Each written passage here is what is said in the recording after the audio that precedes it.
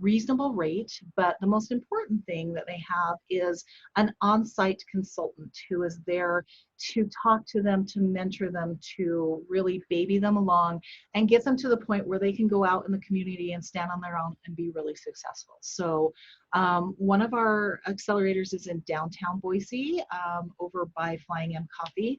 The other one, which I mentioned, Marie, is our on-site mentor there, is in Nampa, kind of right behind the Idaho Center. The last I heard, both of them are full, but that changes somewhat day to day. So, okay, I am going to move right along now that I've given you the overview.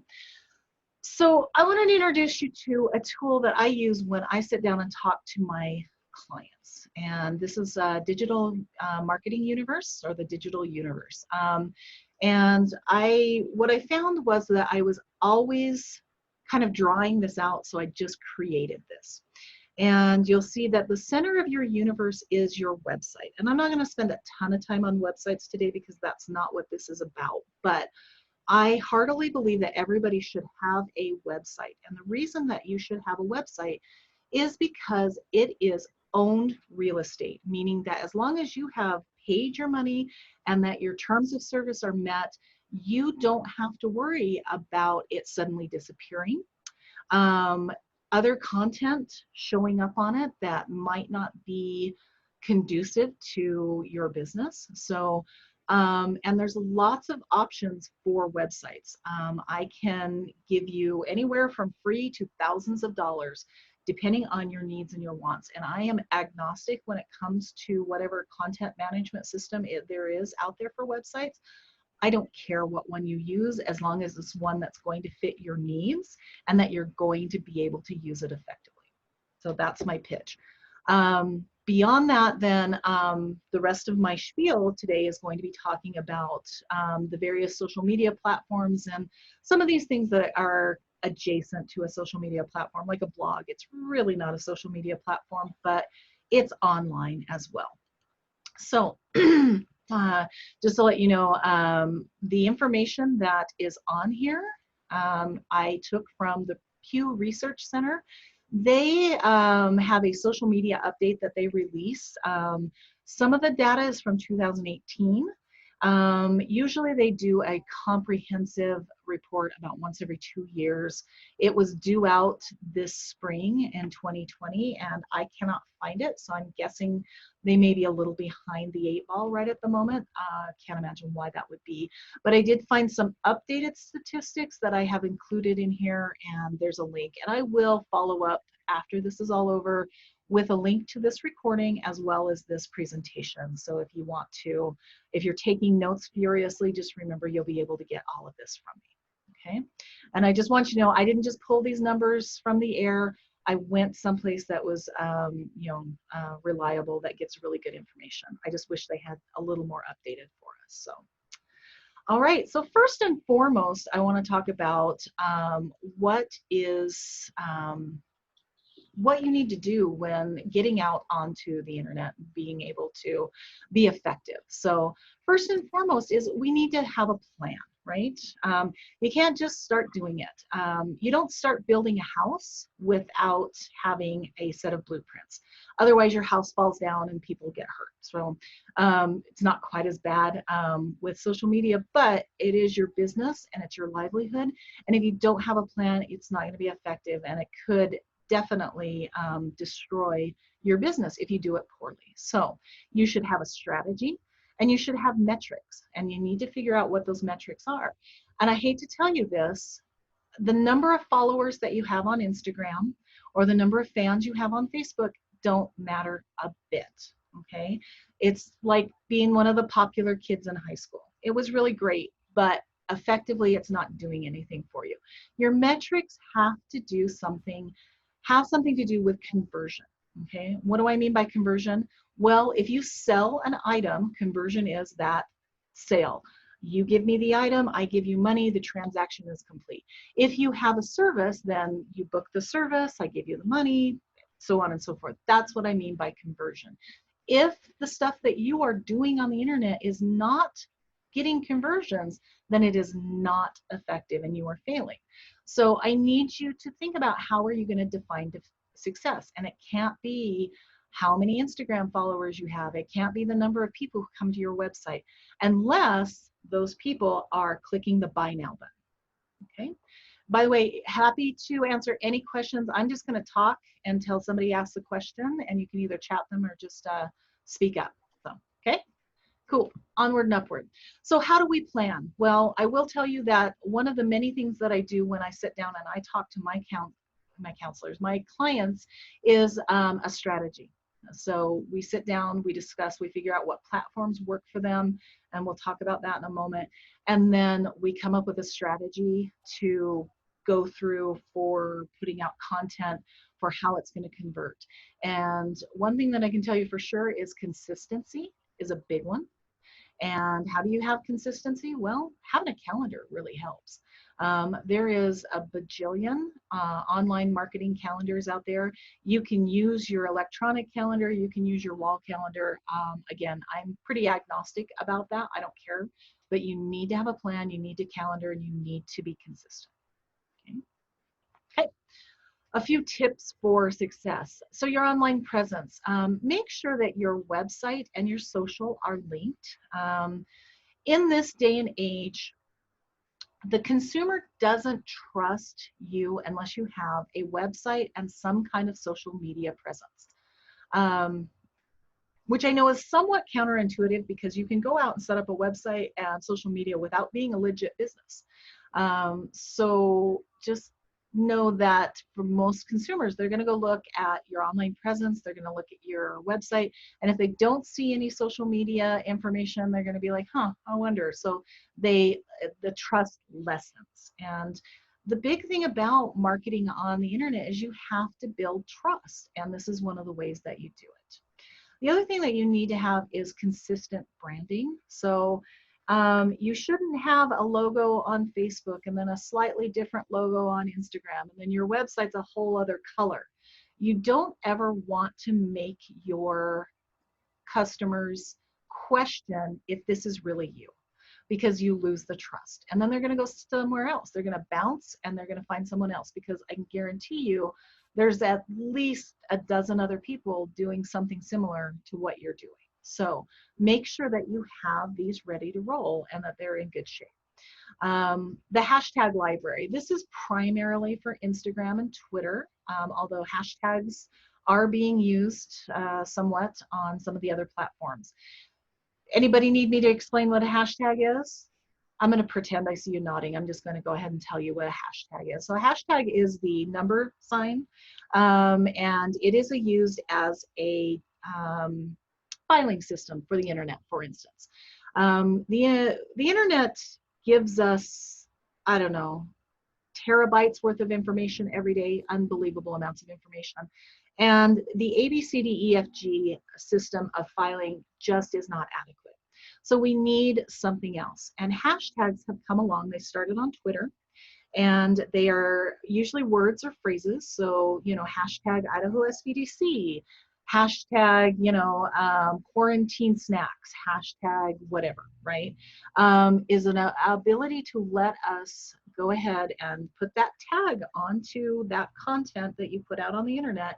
And then if somebody's looking for that particular content, then they can do a search for that and come up with anything that's been tagged with the hashtag. Okay, I'm not going to go deep into hashtags, but you should have hashtags, and hashtags work in conjunction with the keywords and key phrases that you want to be found on. So a couple of you were kind enough to share what it is that you do, and one person said that she's a pet service. If, for instance, if she's a pet walker, a dog walker, dog walker is a pretty broad term as far as a keyword, but if she's a dog walker for Boise, or she specializes in a specific type of dog, then that's a keyword or key phrase that she would want to use and be found for on Google, and then she would have a hashtag that would help with that a little bit. So I know that's kind of a lot. Hashtags, we can spend a lot of time, and I've got a lot of other information to talk about. So if you need more help with hashtags, please let me know. I will be happy to spend more time with you and help you develop hashtag libraries of your own. So you should be using the Google tools, Analytics, also Search Console. Google Analytics is a little piece of code that you can paste into the back end of your website, most of your websites, depending on what content management system you're using for your website.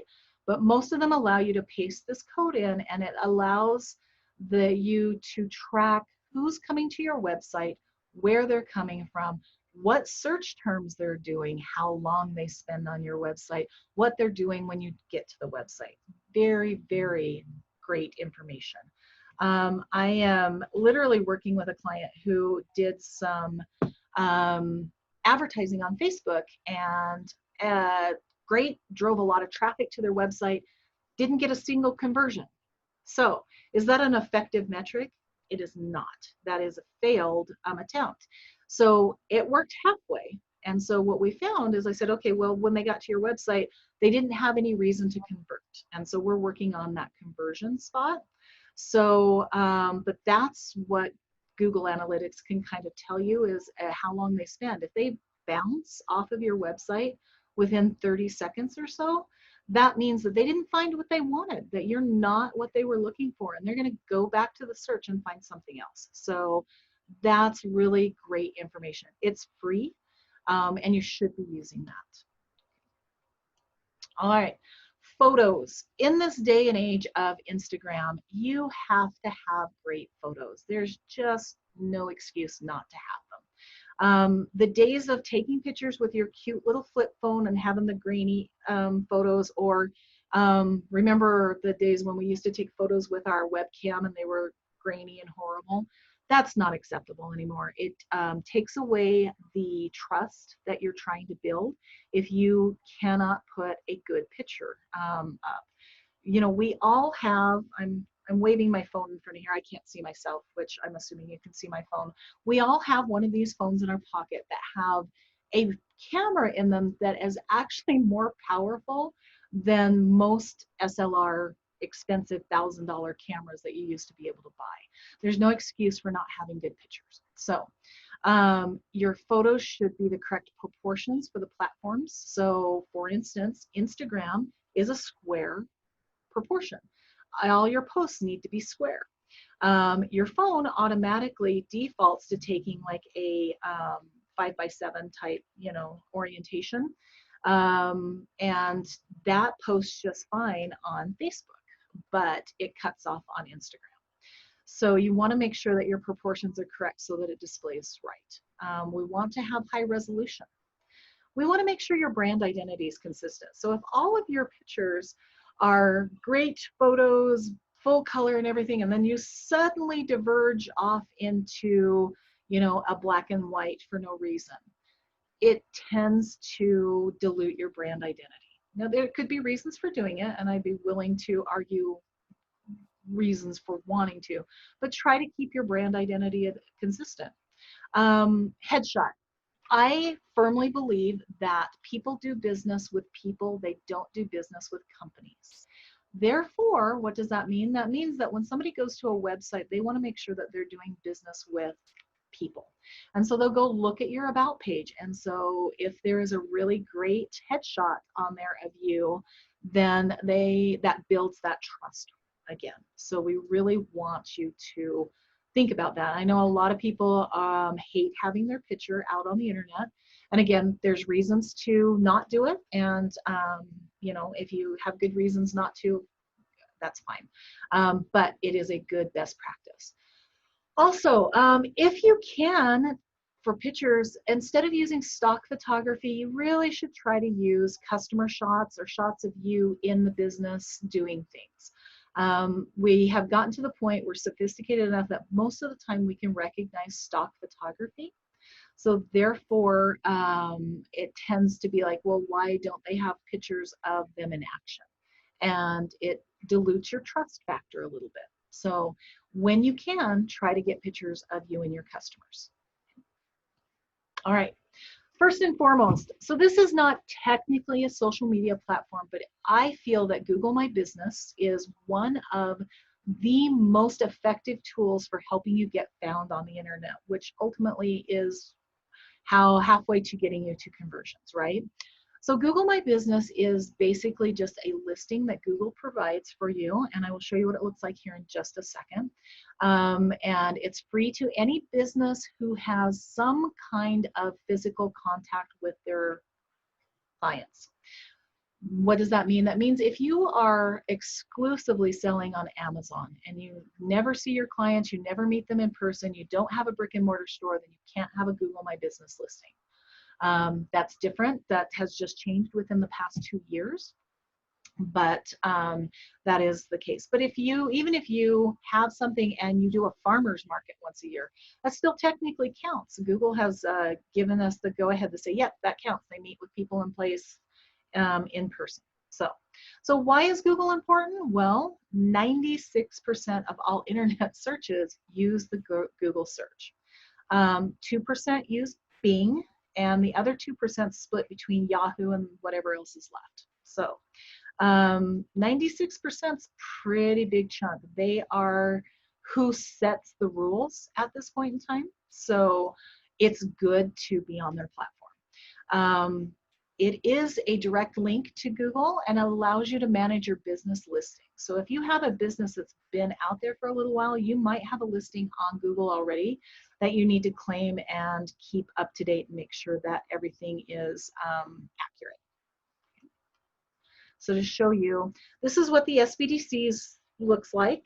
So that you should have seen this. If you do a search for Idaho SBDC, you will see this listing on the right-hand side of the search results. Okay, it'll link directly to your website. It'll give directions if you have a brick and mortar store. It has your address. It has reviews. It tells you what category you're in. Appointments, if you take appointments, your hours. You can also put your products and services on there. So it does a lot of good. So what do you need to do if you can have a Google My Business? Claim it if you're eligible and get it verified. And the verification process is just a quick postcard through the mail, usually. You get to make sure that your business is up to date. So especially right now, a lot of businesses are having kind of weird hours, or they're only doing curbside pickup and stuff. And they're not having time to maybe update their websites. And so a lot of my businesses are doing all their updates on this Google My Business. And that way, when somebody Googles, X restaurant in Boise, you can say, yes, they're open, but only for takeout and only till 6 o'clock, whatever, right? Okay. The Google My Business listing will get suggestions from people about the address or the services or the phone number or anything. So you probably want to manage this so that your information is up to date. I will tell you, when Google's algorithm for getting you found has 200 factors that it uses to figure out where you belong in the search. And we don't know all 200 of them. We just know that there are about 200 of them. Google has told us that. And they will never tell us all of the factors, right? The only two people in the world that know all of the factors are the two guys that own Google. The rest of us just kind of have to flounder around and try to figure it out. There's a few things that we know that Google has told us specifically. We check these items, and so therefore make sure they're right. So one of the things that they check is consistency of your information on the internet. So they will go and they will look at your Google My Business, your information, and your Facebook information, and your website information, and they will compare all of those. And if your information is different in those places, for instance, if you look at ours, it says we're at 2360 West University Drive, number 2132. If I spelled out drive on our Facebook page, then that would be something that they would look at and go, okay, it's not consistent. And they might dock me in our search results. So we want to make sure that that's all consistent. Okay. All right, pictures. Google My Business allows you to put pictures up of your business. So Google has a car that drives around. I'm sure we've all seen the Google Street View of, and if you have a Google My Business listing, or if you've ever looked at the Maps version of Google, you've seen your business or maybe even your home. And sometimes the car goes by. It goes by about once every 2 to 3 years, kind of depends. They don't tell me what their schedule is, unfortunately. I just kind of have to figure it out. But sometimes they go by and it's not exactly the most scenic version of your business. Heck, it might be the signage was wrong because there was a previous business there. It might have been garbage day when they came by. I mean, there's so many reasons where the street view. And if you actually look right here, here's the street view for our building. And that's the side where nobody goes in because it doesn't have easy access to any of the parking lots. Although it is interesting, I can see my office is right there. Anyway. So the great thing about your Google My Business listing, it allows you to post your own pictures. And while the Google Street View never goes away, it's like death and taxes. They will not change it until they update their own. You can't make them take it down. It will always be there. But if you put your own pictures up there, it will supersede what Google has put up. And people will see your stuff first rather than the default, okay? Posts. So posts are a relatively new feature that has been added to Google My Business that is kind of like a Facebook post or an Instagram post. It allows you to put a picture, a little bit of text. You can link to some event that you're having or an item that you're selling or a deal that you're having, whatever it is. The greatest thing about posts is that the information that goes on a post whispers in Google's ear and starts to show up in the search results within about 2 weeks. Okay, most things that you put out on the internet take 6 to 8 weeks to show up on search results. So for my money, and this costs nothing, having a weekly post is one of the most important things that you can do for your business. It's easy. You do it once, you can do it from your phone, and it will start to talk to Google about those keywords and key phrases of what you do, so that when somebody is looking for a chow dog walker, they're going to find Allison. Sorry, Allison, if that's not what you do, but that's what you do in my mind. So anyway, it's a great resource. And if nothing else, if you can have a Google My Business just for the posts, please do. They also have insights and queries, so you can look and see how many insights or how many queries are looking for you, and you can find out if they're looking directly for your business. So when I look at ours, we're at about 20% people who are looking up the name Idaho SBDC or some version of that. And then 10% are looking at our national brand because we are part of a national organization, America's Small Business Development Centers. And then the rest is all queries like business, small business help, business loans, those kinds of those key words and key phrases that we want to be known for, business mentoring, that kind of stuff. So it's a great opportunity to be able to look at and decide, oh, people are looking for this, Google's including me, but I'd like to be higher up. And there's strategies to make that happen. You can respond to reviews, which is, it used to be a lot more important to Google. It's not as much anymore, but it's still good best practices for a small business to respond to reviews. And you should respond to reviews, negative or positive. The positive ones, all you need to do is thank you very much, appreciate your business, come back soon. Or just thank you. If you get a negative review, I would recommend that your response is, I'm sorry that you had a bad service.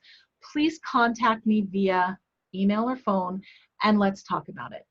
What that does is show them that you care. It also shows people who are coming afterward and looking at these reviews that you care about your customers enough to respond to these reviews and jump on a customer service issue.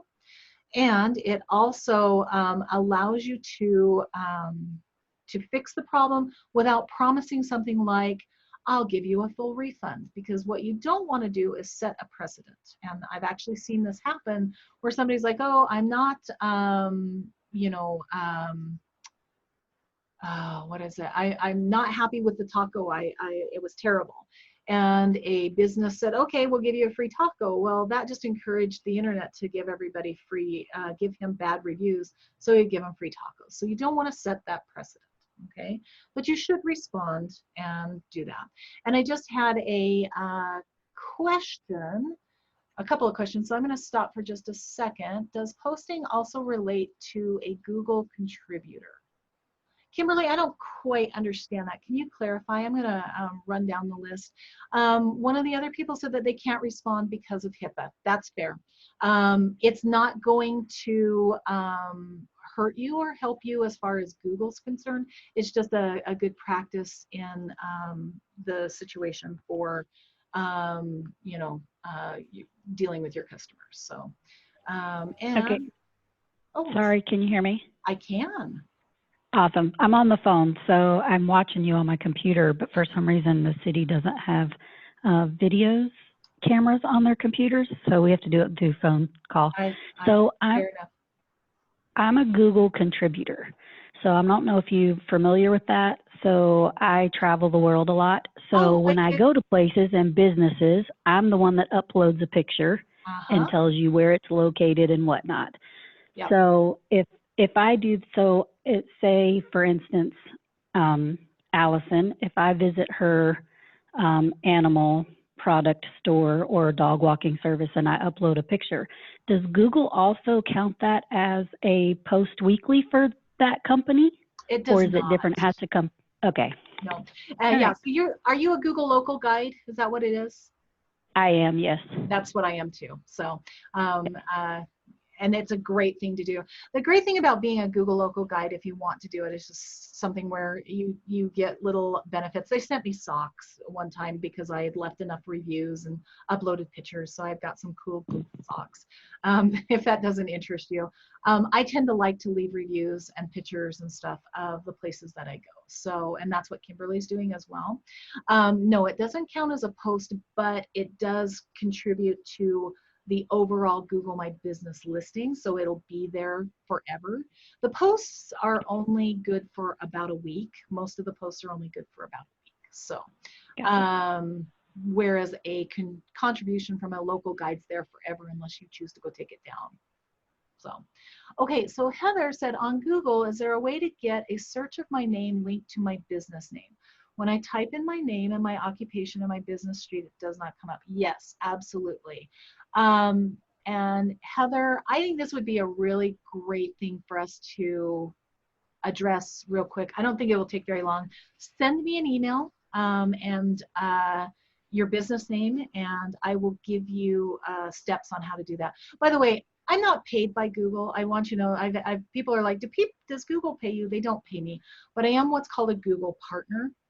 So I've done a lot of training over the years. I've done the certifications so that I can help people like Heather with the issue that she's having.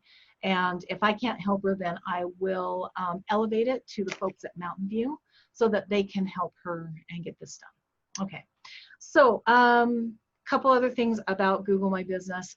You can assign other users, meaning that you don't have to be the sole holder of the Google My Business listing, pardon me.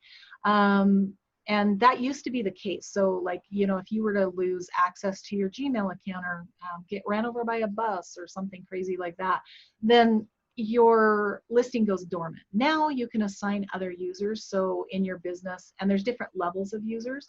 So you can be the owner, and if you have somebody who is managing some of your social media stuff, then you could give them editor rights, but they don't have full rights to the account. So it's just a really great way to help manage keeping all this stuff up to date.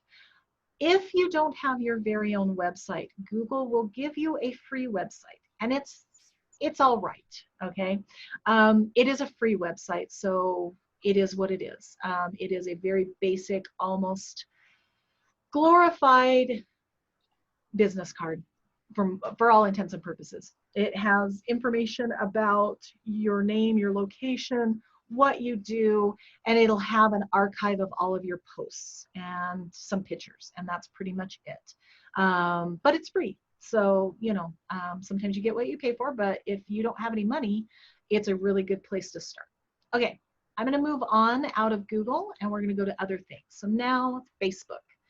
Hey, Facebook. Facebook goes through so many different iterations, and right now they're having kind of a rough road. So, but they're still having about 69% of internet users in the United States are on Facebook in some capacity. So, we also tend to have a slightly higher female usage of the users, and it's a little more urban and suburban than rural, which makes sense. Our rural areas in this country still don't have really, really stable internet connections, so they tend to not spend as much time on the internet.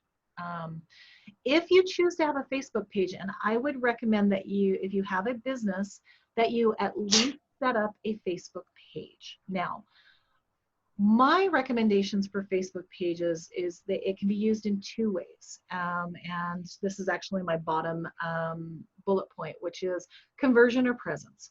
So if you have a presence, which means I've set it up, all of my information is there and accurate, and that's all I need to have out there, then that will communicate to your online presence and help you with the search engine ranking.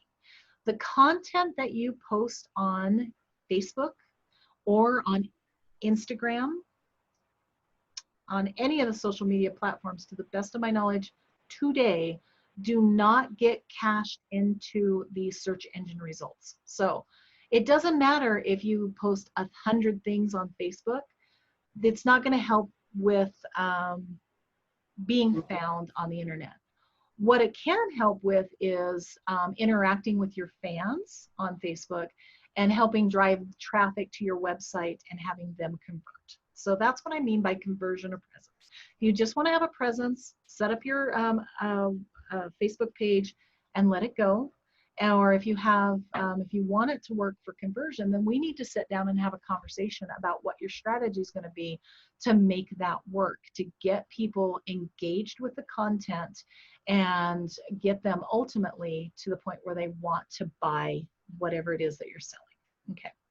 So going back to the top of my list, if you choose to have a Facebook page, you need to have a business page. I'm still seeing people who are using a personal account as a business page. And you know how I know that it's a personal account is because when I look over here on somebody's page, it says that I can friend them, even though it says Bob's Automotive. And it says if I can add him as a friend, Bob has set up a personal page as a business page. And that is against the terms of service of Facebook. And when they find you, they will shut that down. Well, technically what they will do is they'll give you a couple of warnings, and if you don't do it, then they'll shut you down. But you will lose all the momentum that you've had, all the friends, everything, when they shut that down. So it's better to just be in compliance. Having your @ claimed, and right here, @idaho.sbdc.state it's just basically kind of like your handle. If you don't claim your @ then you just get a string of numbers, and it's like 14 characters long, so it's just harder for people to find you, and this is just much easier to be able to put that in. We want the about us to be consistent, and I just realized that our about us is not consistent. Right here it says STE. And the Google My Business did not say that, so I need to go fix that, so good for me. So I'm not perfect. It's good to know that I miss things as well. You should fill out the our story. So people respond to stories. They want to know who you are and what you do. And so write a story. It doesn't have to be 8 pages long. Just tell about why you started the business, what made you want to dog walk, or do social media management, so to speak, or whatever else it is that we've got to do. Facebook allows you to have events, which is a whole nother world now because we're in COVID, so where those face-to-face events are not happening as much, but we're still doing virtual events. And what we are seeing is that we are seeing more events pop up in timelines. So I'm assuming that most of you know how Facebook works. And I don't see your pretty faces, so I can't have you nod, but I'm going to assume you do. And if you don't, tell me. But when you have a business Facebook page, you have fans. And we have 1,300 fans or something, I don't know, somewhere in that area. When I post on Facebook, those 1,300 fans don't all get to see my Facebook post. Facebook specifically throttles down the reach, and it's about at, I'm going to be really generous and say 4%. So maybe 4% of my followers initially are going to see that post. They do that very intentionally because this is how Facebook funds their operations, is having people buy advertising. So by throttling down your reach on your page and saying, hey, you're only reaching this many of your people, but if you boost your post or you pay for an ad, then they get the money and they open up to reaching other people.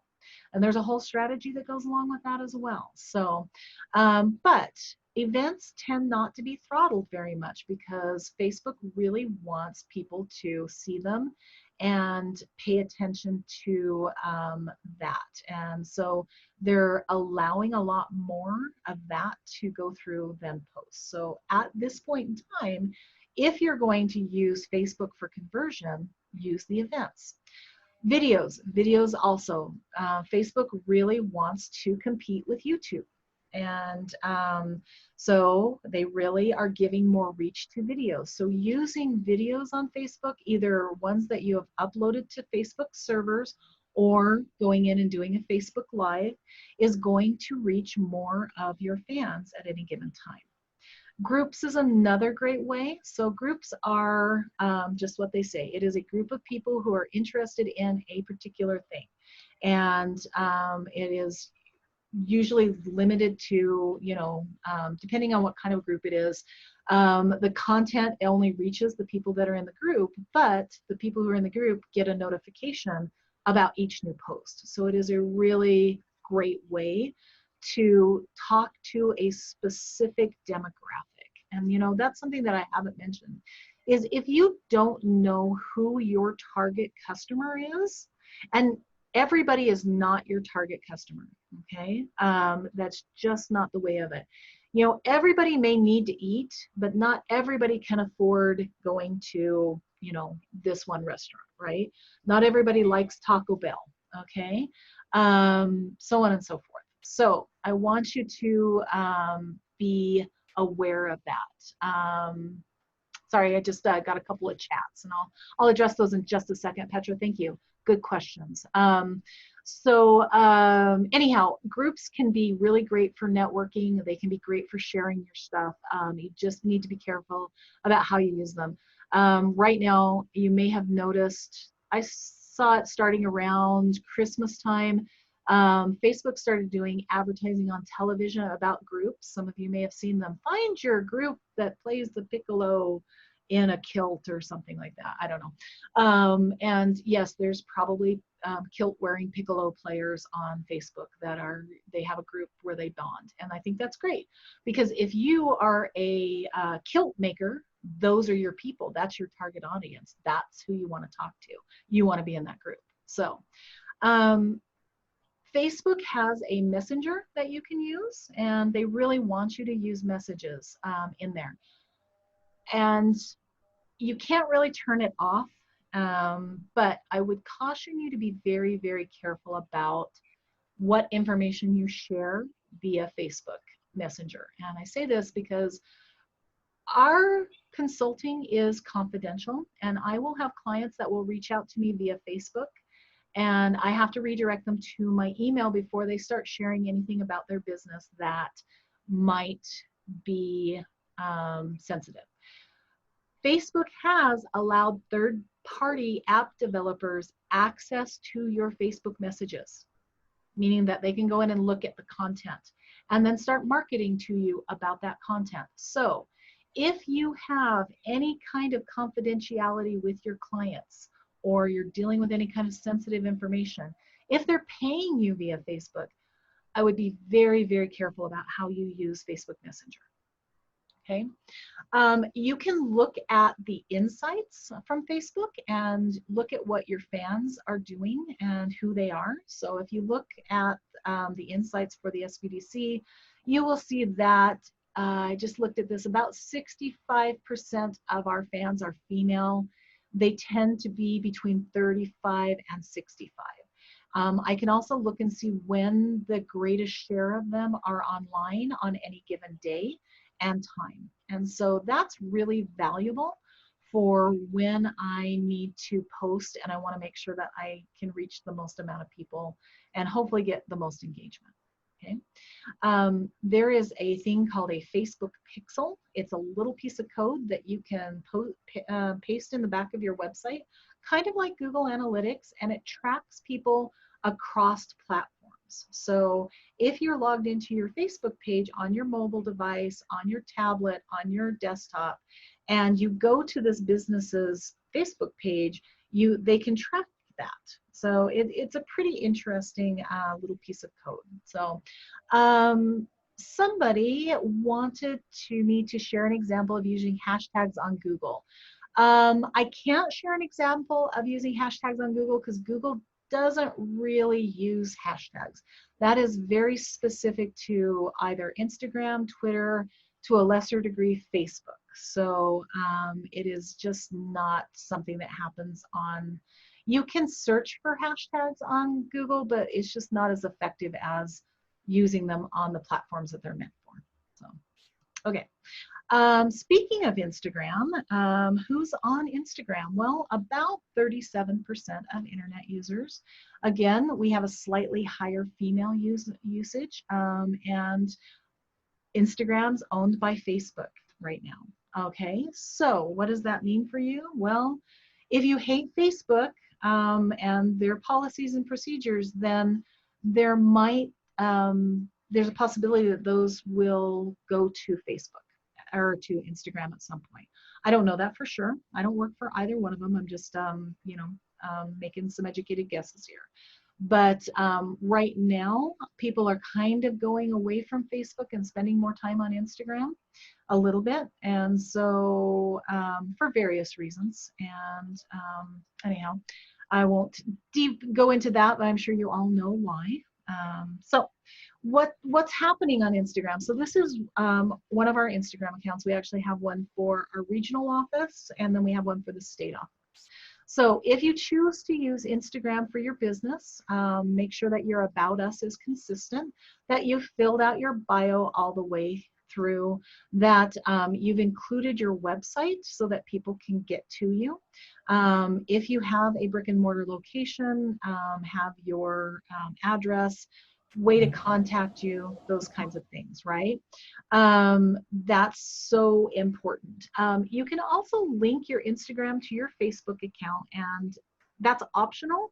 And I know of people who take their Instagram posts and just port them straight over to Facebook, which is fine. You might find that you are kind of double dipping on your audience because you might have the same followers on Facebook that you do on Instagram, and so they will see the same content kind of at the same time, but that tends to be less of an issue now. It used to be a bigger issue about burning out audiences, but I'm not seeing that anymore.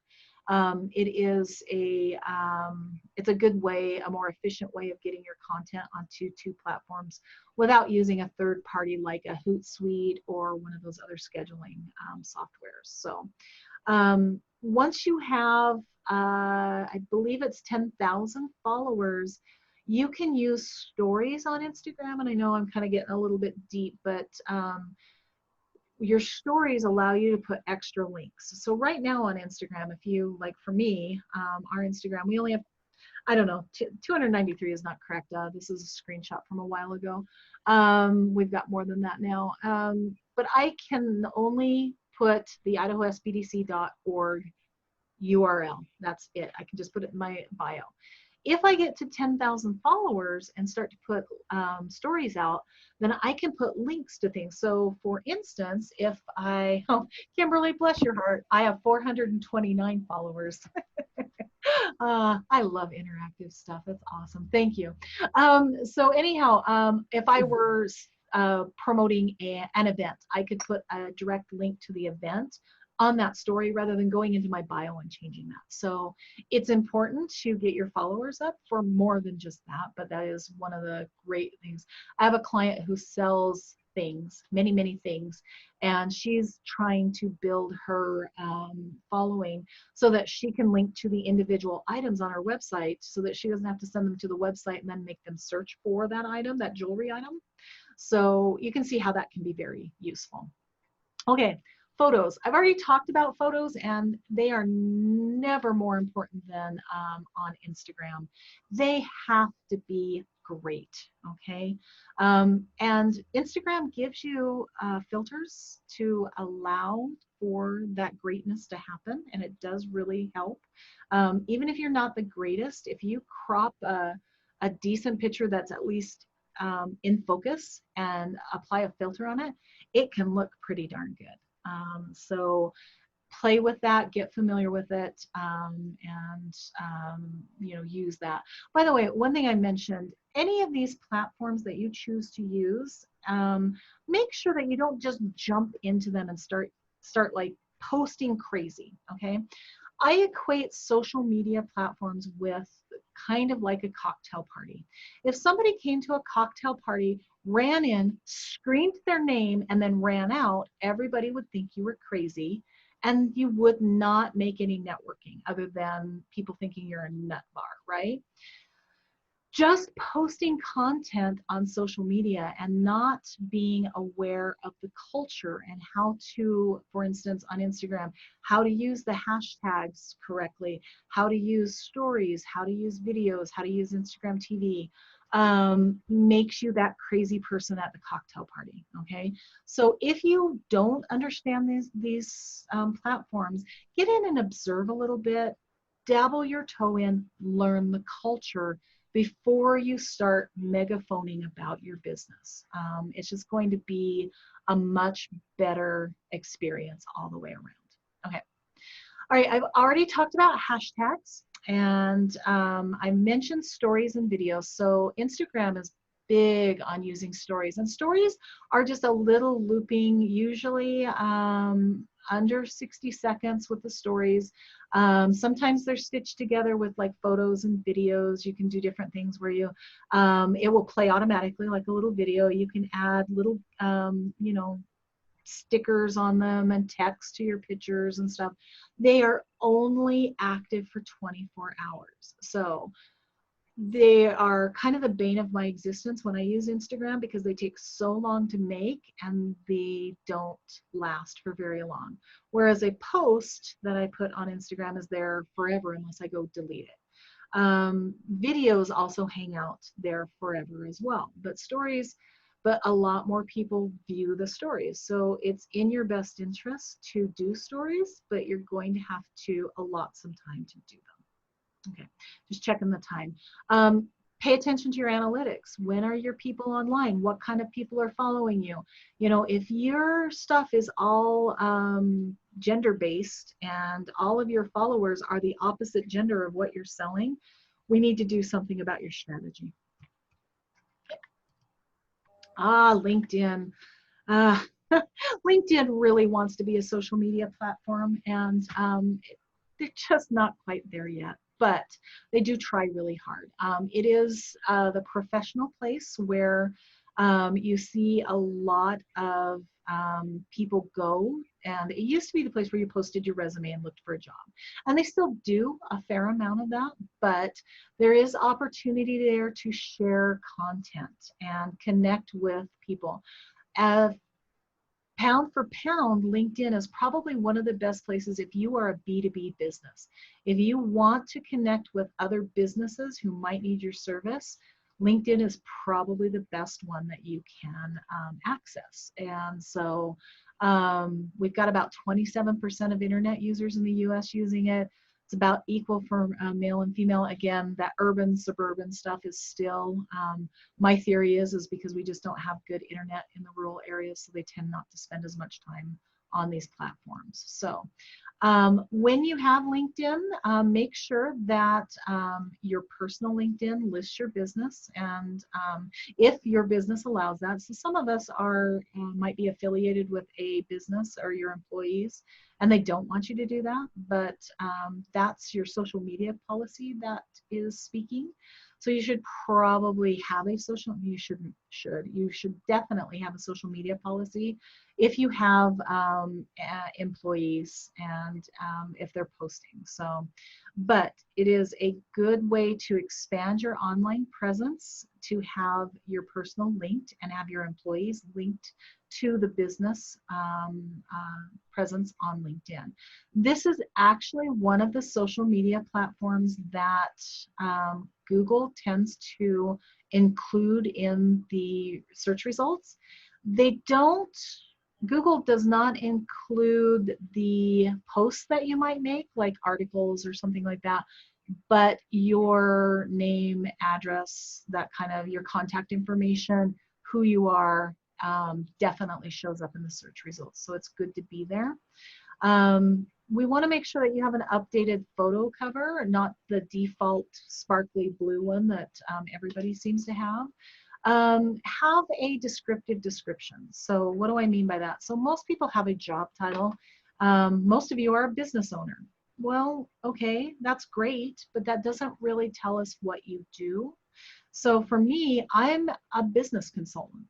That's a little bland, right? So if you look at my LinkedIn, I think it says that I'm a professional business cheerleader and dream helper or something along those lines. But I really use that description to give people an idea of who I am and what I'm doing, okay? Make sure that your business profile is claimed on LinkedIn. Think about whether or not you're going to do presence or conversion. It's the same thing as Facebook, where you can just have a presence, or you can go through and develop a strategy to try to convert. And I've already mentioned the employees being linked. All right. YouTube. Okay. So YouTube, 73% of internet users. I think that's a lie.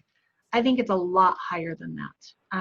I think that YouTube is probably closer to 90% of internet users. I think most people have had some experience with YouTube at some point. It's not a social media channel in the tradition of like Facebook or Instagram, but it is still considered a social media channel. We have a whole bunch of people, 91% of the 18 to 29-year-olds tend to spend a lot of time. It has SEO benefits. Why? SEO is search engine optimization, helps you be found online. Why? YouTube is owned by Google. What does that mean? YouTube is the second largest search engine in the world. So that 96% of Google searches actually includes YouTube. So having content on YouTube can be incredibly beneficial to your online presence, to people being able to find you, okay? So what do you need to do? Well, you need to have your channel set up. You need to make sure that it is a business and not a personal. You have to have a Gmail account to access all of these Google things. So make sure that when you set it up, that you go in and it is a business channel. Make sure that your about is consistent. You might be seeing a theme here about that about consistency. Make sure that your visibility is there. So there are 3 ways that you can upload videos to YouTube. One of them is public, meaning anybody, anywhere can see them at any time. One of them is unlisted, meaning that only people with the link that you give them can view that, that video. And then there's a private one that works a lot like unlisted, but it's even harder to access. Like literally, I have 2 or 3 private videos on ours, and I have to go digging for them. Like YouTube even hides them from the owner of the video. So I don't use private very often. Usually if I am working with a client and they want me to record our session, I will do that and put it on private so that only they can see it and me. The other thing Unlisted and private listings are not included in search results, so that they just don't really exist as far as that search results. So as far as visibility, it would behoove you most of the time to probably have all public videos. YouTube Studio is the place where you can go in, and they just added some really great functionality to it where you can actually go in and do some editing on the video. Like you can take seconds out here, cut the beginning off, add things into it like a card at the end that has your website. You can even put music on them.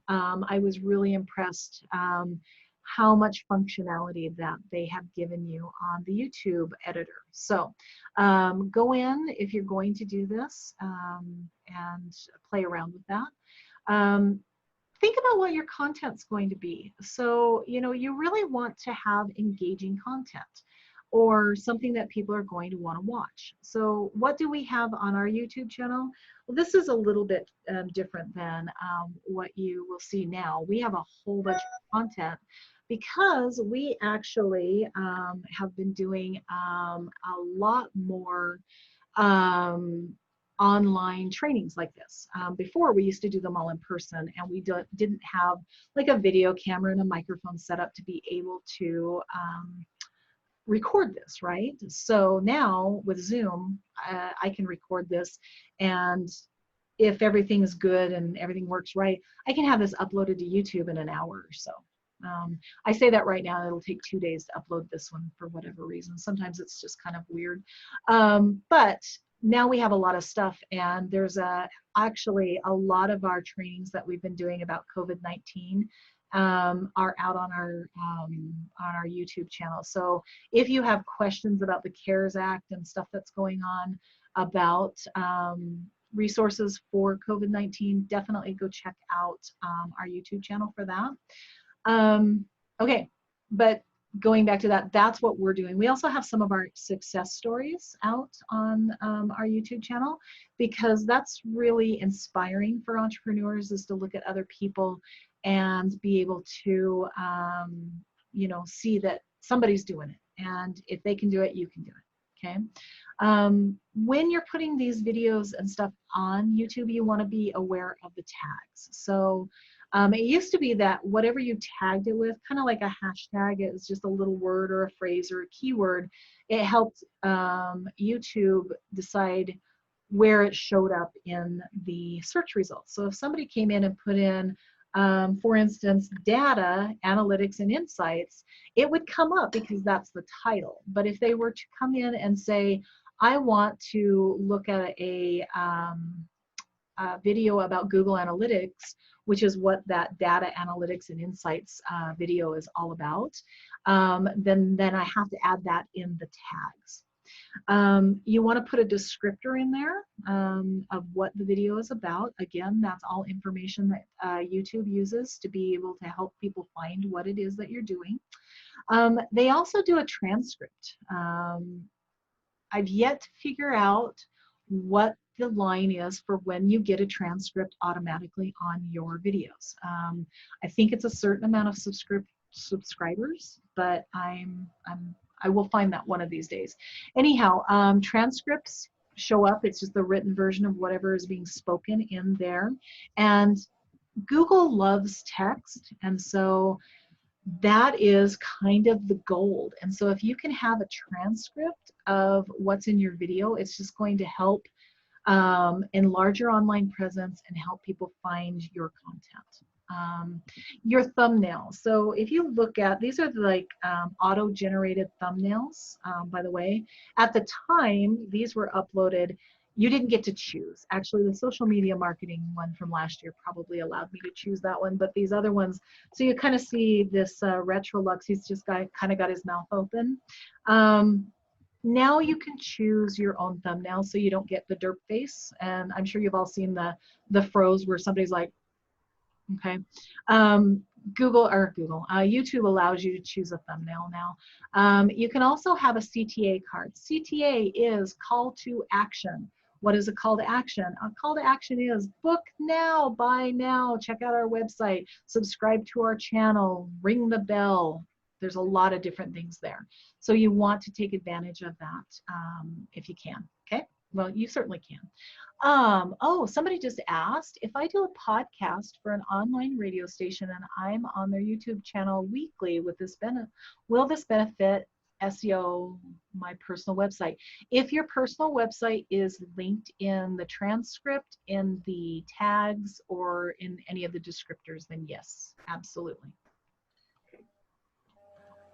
All right, Pinterest. Okay, I'm just going to tell you, I adore Pinterest, but I will say, according to the data that I just pulled, interest in Pinterest, I'm hilarious, has dropped. It used to be 29%, now it's 28% of internet users. So, but it can be very, very useful if you sell things that are visual. So if you're a jewelry maker, if you are recipes, if you are DIY of any kind, Pinterest is a great platform. But we don't have a SBDC Pinterest page, so that's why I'm not showing you our page, because we don't have a lot of visual interest items. So I had to go steal one of our clients who gave me permission to show off her stuff. She has 32,000 viewers, or she did at the time. She does t-shirts with fun sayings and stuff on them. So she does a lot of this, and I really like what she's got going on. Her brand speaks on this channel very well. So you can have a Pinterest business profile. You can actually have boards that are keyword specific. Pinterest used to get a lot more caching by Google. Like Google used to pull and say, put the content that you had on Pinterest in the results. That is happening less and less. And so I suspect that that might be why we're losing some of the people on it, is that we're not getting, it's a very insular thing. You can only look at the content in there. But they do have product and services pins so that you can actually direct sell your items. And they do have analytics so that you can pay attention to the analytics of who is following you and potentially market directly to them. Okay. Twitter. We're all very familiar with Twitter, right? I was interested to see that Twitter's usage has dropped since 2018 when the last report came out. It went from 24 to 22, I believe. So we've lost a few internet users. Twitter for me is one of those things that I find it to be extremely useful for people who are in the public eye.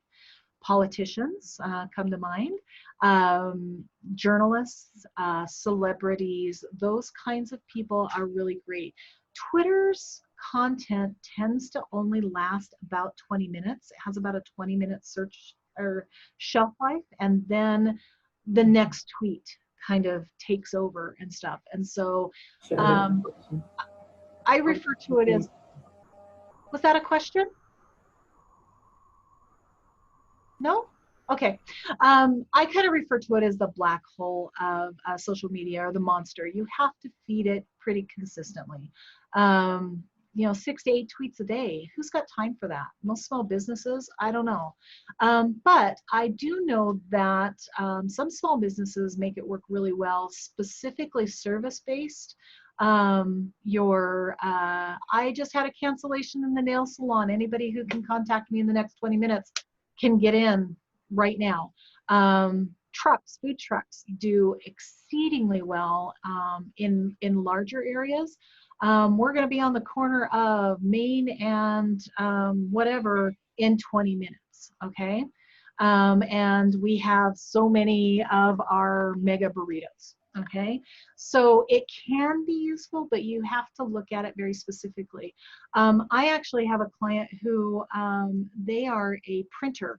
And I was like, I don't see any reason why you would want to be on Twitter. And they said, oh, this is how we keep in contact with our suppliers. I was like, oh, that's really, really interesting. And so that's how they're communicating and reinforcing their relationship with the people who are giving them their ink and their t-shirts and all that other stuff. So I thought that was really kind of clever. So I guess I tell you that story because there seems to be a exception to every rule, just about.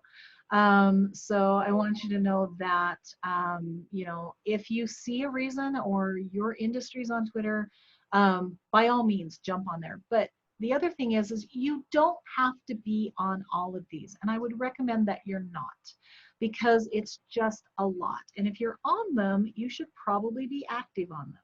Now, that's not saying that you couldn't go and grab your handle on Twitter and then archive the account so that you have it in case you do want to use it and you're protecting that identity in case somebody else were to come along and potentially take it. So, but if you're going to have them and have them visible to the public, make sure that you have something on them to be active, with the exception of Facebook, and we can talk about that as well. So, going back to Twitter, make sure your profile is complete, right?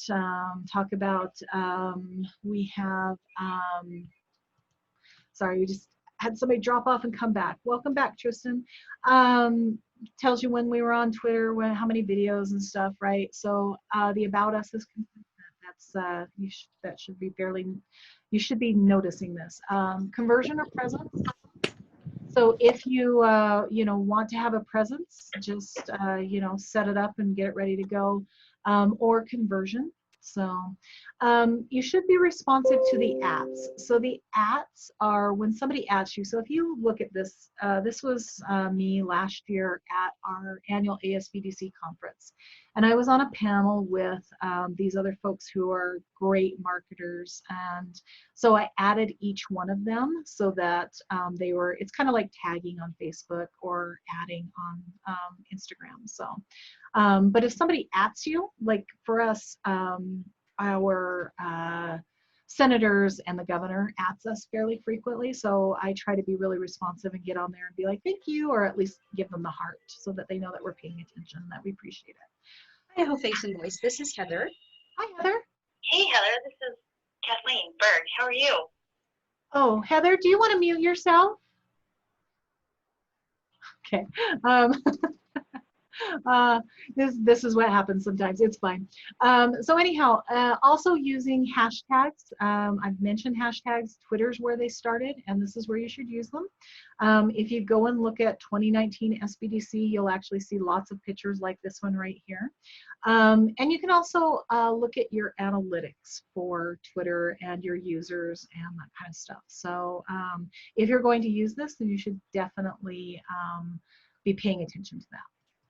All right, what are the others? Okay, so some of you may have heard of some of these, and I'm going to talk about them since we have about 15 more minutes. I'm going to spend a lot of time on them. I'm going to just kind of give you a quick overview of them. So Yelp, most of you have probably heard of Yelp. It's a review site. In the bigger cities, the big markets, New York, Chicago, LA, they are the place where you go when you are looking at a restaurant, you know, those kinds of things, right? And they have saturated the market. They have, you know, penetrated all of that. Yelp is working on coming into what I call our secondary market, specifically Boise. And I don't know if all of you are from, there's a few of you from Mountain Home. I think most of you are from the Boise area. But if some of you are from other areas, I apologize that I didn't catch that.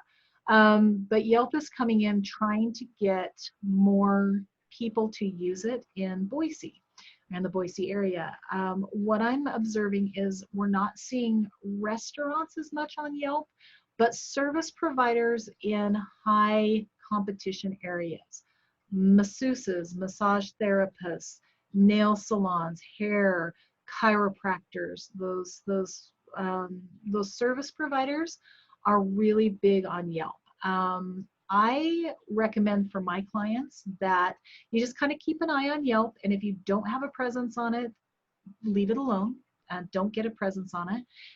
If there's a presence on there, you should go claim it, but once you claim it, be aware that Yelp sales team is going to come and start calling on you and try to get you to purchase their advertising. And so, we can talk about that, you know, about whether or not that's a good choice for you or not. So, Lots of people talk about Snapchat. I've not found a lot of business usage for Snapchat right at the moment. It's been around for a while. I'm sure there's some businesses out there that are using it, that are really marketing to some of the younger people, but less and less. I'm just not seeing that it's spending a lot of time in the business area. The little round circle guy is Reddit. And so Reddit is kind of if you remember back in the day when there were message boards, Reddit's kind of the new version of message boards. Their users are very active, they're very intelligent, and if you're going to use it for business, you better be on your A+ game when it comes to the internet. They brook no BS whatsoever, and they can sniff it out a mile away. So be very, very careful if you choose to use Reddit for your business. TikTok is the new thing with the kids these days. I'm sure in quarantine you've all heard about or seen a TikTok video at this point. It's an opportunity to make a short form video that you can put music to. Actually, I think TikTok assigns music specifically to certain things. It's very, very popular right now. I am not seeing a lot of business use with it yet. Now, that being said, I'm starting to hear whisperings a little bit about businesses that are using it because of quarantine. And so my opinion on this may change next week. When I start to see some businesses have some real success on it, then I will start to look at it really seriously for small business use. But for right now, be aware that it exists and it's a possibility, but unless you have a 14-year-old in your house that you really want to impress, I don't see the reason to spend a lot of time on it right at the moment. Okay, so going back, Tumblr is another social media kind of like Reddit, but it's really more pictorial based, so you get a lot of memes with it. Not seeing a lot of business use with it either, but I include it because I get questions. So, you know, use it, don't use it, it's fine. Foursquare Foursquare was something that was super popular kind of right as Facebook was getting popular. I kind of put it in there with the MySpace. And for those of you who are old enough to remember MySpace, MySpace, I think, exists. I haven't looked in a while, but Foursquare's still kind of around, and it used to be the kind of thing, it was a gamification social media platform. So you would go to the local ice cream parlor and you would check in on Foursquare, and if you checked in enough times, you got to be the mayor of Foursquare and stuff. And so it was kind of a game. I've still seen it available in places, so I don't know. If it's a good, cool thing in your community, fine. Otherwise, I wouldn't bother with it. Bing is a search engine. It's like Google. I think I told you earlier, it's got about 2% of the searches. It comes installed automatically on your Windows computers. So we tend to have people who are less tech savvy use it because it's what comes with the computer. I equate it to the days when we all used AOL to get on the internet. And then, you know, we kind of moved on to other things. But if your people are, your demographic are older or they're low tech, Bing might be a great place for you. There's not a lot of noise, so you don't have a lot of competition. And they do have a Google My Business-esque product called Bing Places, and it works literally exactly the same way. You fill out all the information, they send you a postcard, and then you have a Bing listing. Email is still a very, very good way to keep in contact, stay top of mind with current clients. It's can be a good way to get new clients, or at least start to get new clients, and there's strategies to go about that, but it is a fabulous way to maintain that top of mind marketing and maintain your relationships with existing clients. So anybody that tells you email is dead, I don't think they're right. And finally, blogs. Blogs are, you know, they are writings that you do on the internet and about topics, right?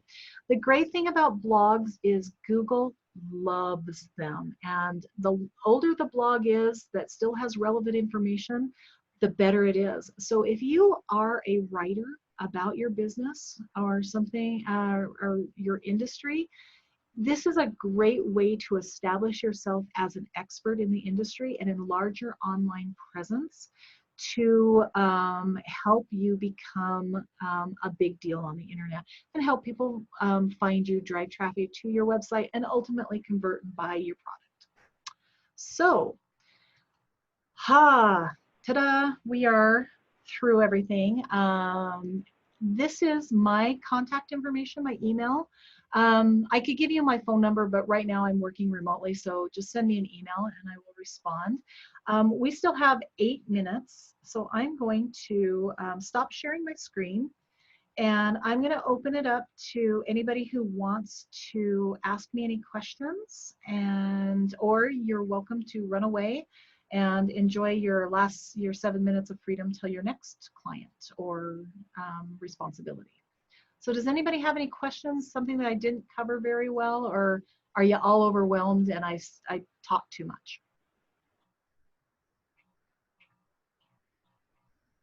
It's deafening. Okay.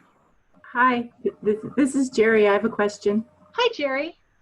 Wondering, I'm going to do some videos explaining some of the work I do and post them on my website. Is it better for me to do an actual YouTube video as opposed to just a regular video that's on my site? What I would do is make the video and have it in an MPG4, is that right? Format. Put it on your website and then also upload it to your YouTube channel. So get double duty out of it, and that way it will work. Or you could do it just via YouTube and link it, but sometimes that causes lag with loading onto your website, but also uploading a video onto your website will cause that as well sometimes. So I recommend putting it in both places so that you can kind of get that double duty. Okay. And also, how long are these videos going to be? Oh, probably not real long, maybe 5 minutes. Okay, I would really, really recommend that you see if you can get them under 3.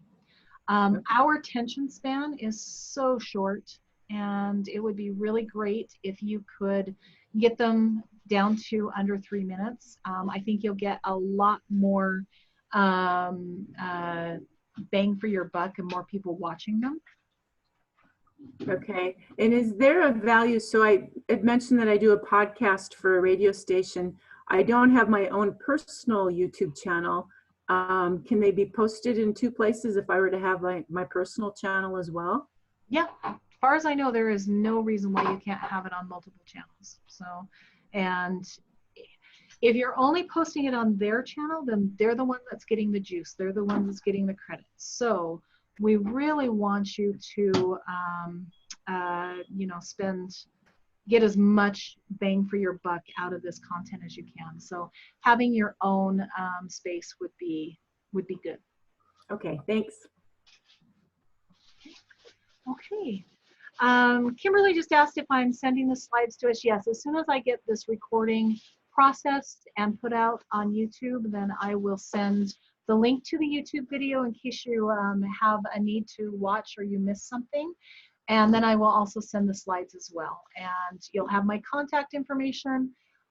You're welcome to contact me if you have more questions, or if you want to talk to one of my colleagues about any number of business issues, please do. So, all right. Tristan says she's preparing to open a blog for her company. Is there a certain length you would suggest for blogs? What is too long?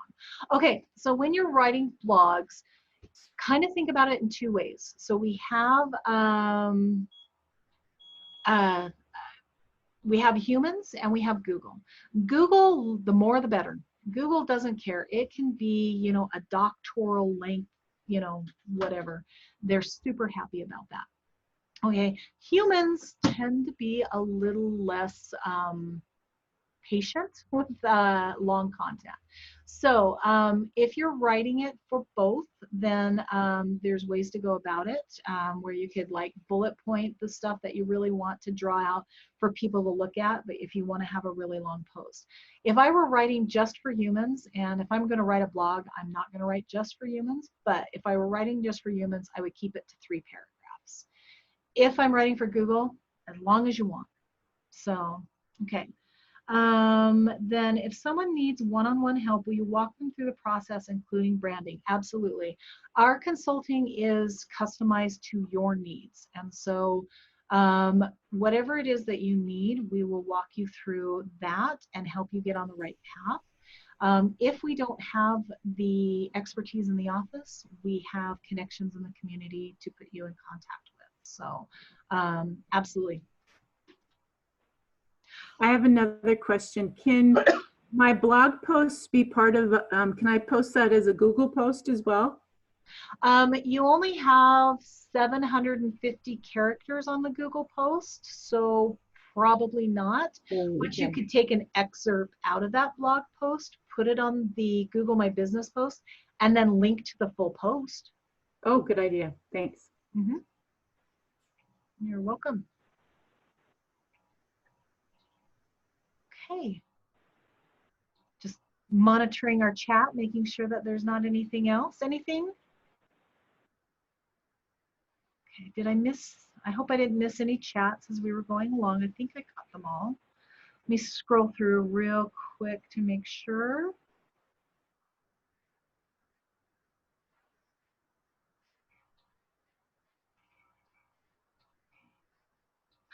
Somebody wrote, they call it anti-social media. That's hilarious. Well, there's some truth to that. It's very amusing. Okay, well, we're at 1:29, so I'm going to go ahead, unless there's any more questions, I'm going to go ahead and end the meeting and look for an email from me either late this afternoon or in the morning, and I'll get that out to you. So, all right, thank you all for attending. I appreciate your time and your questions. It was great, and I look forward to hearing from you in the future. Thanks, Kim. You're welcome. Bye-bye.